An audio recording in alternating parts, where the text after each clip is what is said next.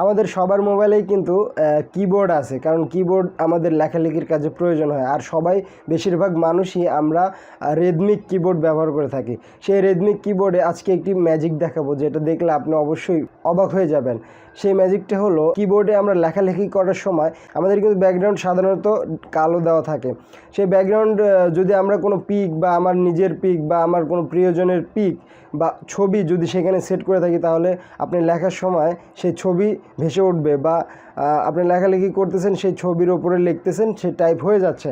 তো এটা যদি অন্য কেউ দেখে যে আপনার মোবাইলে এরকম ব্যাকগ্রাউন্ডে ব্ল্যাক ব্যাকগ্রাউন্ড না থেকে সেখানে কোনো ছবি বা আপনার ছবি সেখানে শো করতেছে, তাহলে কিন্তু সবাই আপনাকে একটু আলাদা ভাববে, সবাই আপনাকে একটু ইউনিক ভাববে যে এই ছেলেটা বা এই মেয়েটা খুব শৌখিন, তার জন্য কিবোর্ডের ব্যাকগ্রাউন্ডে একটি ছবি সেট করে রাখছে। আজকের এই ভিডিওতে আমরা এটাই দেখাবো যে কিভাবে কিবোর্ডের ব্যাকগ্রাউন্ডে ছবি সেট করতে হয়। তো আপনারা ভিডিওটি সম্পূর্ণ দেখবেন, তাহলে আপনারা যে কেউ এই জিনিসটা করতে পারবেন। তো আর বেশি কথা বলবো না, মেন ভিডিওতে যাব। ভিডিওতে যাওয়ার আগে বলে নিতে চাই বন্ধুরা, আপনারা যারা আমার চ্যানেলে নতুন তারা অবশ্যই আমার চ্যানেলটি সাবস্ক্রাইব করে পাশে থাকা বেল আইকনটি অল করে দেবেন, এবং যারা ভিডিওটি ফেসবুক পেজে দেখছেন তারা অবশ্যই আমার পেজটি লাইক দিয়ে ফলো করে দেবেন, যাতে করে নতুন নতুন ভিডিও আপনারা সবার আগে পেয়ে যান। তো আর বেশি কথা বলবো না, চলুন ভিডিওতে যাওয়া যাক।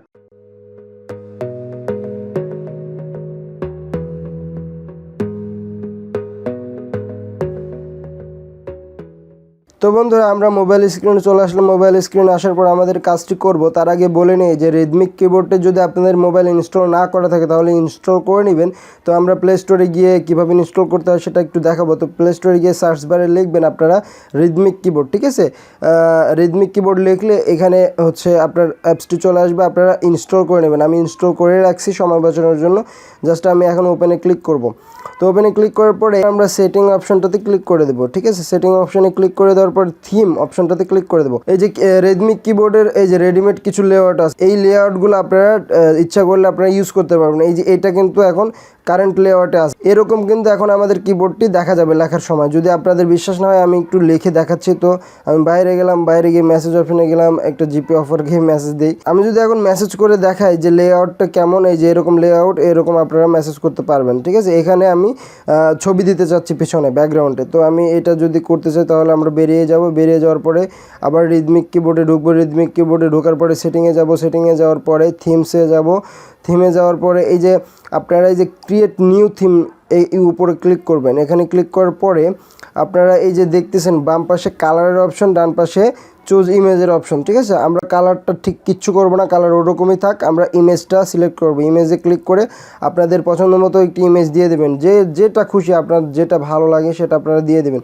তো আমার একটা পছন্দের ইমেজ, এটা আমি সিলেক্ট করলাম। সিলেক্ট করে এটা একটু ক্রপ করব, ঠিকঠাক মতো পজিশন করে ক্রপ করার পরে এই যে উপরে ডান পাশে ক্রপ অপশনে ক্লিক করবেন, তাহলে হয়ে যাবে।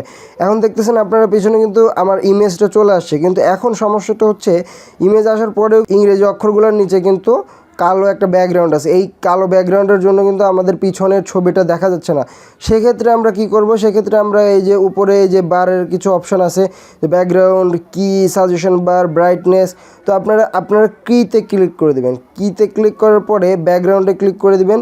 ব্যাকগ্রাউন্ডে ক্লিক দেওয়ার পরে আপনারা দেখতেছেন এখান থেকে কিন্তু আপনারা যে কোনো কালার সিলেক্ট করতে পারবেন। আমি কালারে হাতই দেবো না, নিচে হাত দেবো না, ঠিক আছে? হাত দিলে যে এরকম কালার হয়ে যাবে। আপনার যে কালার খুশি আপনারা সেট করতে পারবেন। তো যে কোনো কালার আপনারা সেট করতে পারবেন। তো আমি কালারটা কোনোটাই দেবো না, আমি ব্ল্যাকটাই রাখবো। এটা ব্ল্যাক করে দিলাম। এই যে এই নিচের বারটা টেনে বাম দিকে নিয়ে গেলে ব্ল্যাক হয়ে যাবে, ঠিক আছে?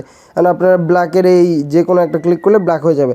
তো আমি চাচ্ছি এটা ঝাপসা হয়ে যাবে বা আমাদের ব্যাকগ্রাউন্ডটা ফুটে উঠবে। তো উপরের বারটা আছে না, ওই উপরের বারটা ধরে বাম পাশে নিয়ে যাব, মানে হালকা কালার করার জন্য বাম পাশে নিয়ে যাব। নিচের খেয়াল করেন নিচেরগুলো কিন্তু হালকা হয়ে যাচ্ছে। এখন যদি আমি নিচে যে কোনো একটা জায়গায় প্রেস করি, মানে আমার এই কালারের যে কোনো একটা জায়গায় প্রেস করি, তাহলে আপনারা দেখেন হচ্ছে আমার ব্যাকগ্রাউন্ডটা কিন্তু ফুটে উঠছে, বা আমাদের পিছনের যে ছবিটা ছিল ওটা ফুটে উঠছে। আরও যদি আপনারা ক্লিয়ার বুঝতেছেন তাহলে এই উপরের বারটা আরও বাম দিকে কমাই দিয়ে নিচে কালারে ক্লিক করবেন, তাহলে দেখেন আরও ক্লিয়ার হয়ে গেল।